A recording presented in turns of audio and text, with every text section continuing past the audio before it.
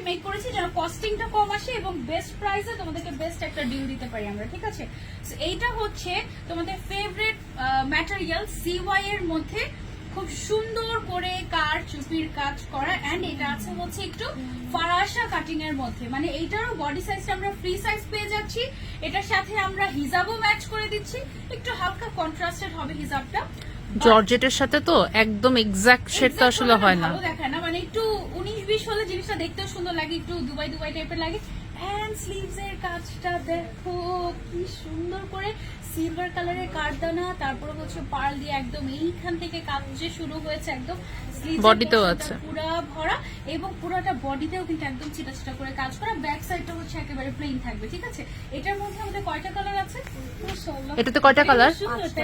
এটাতে টোটাল 5টা কালার আছে। দাঁড়া আমি একটু ছবি নিয়ে নিই।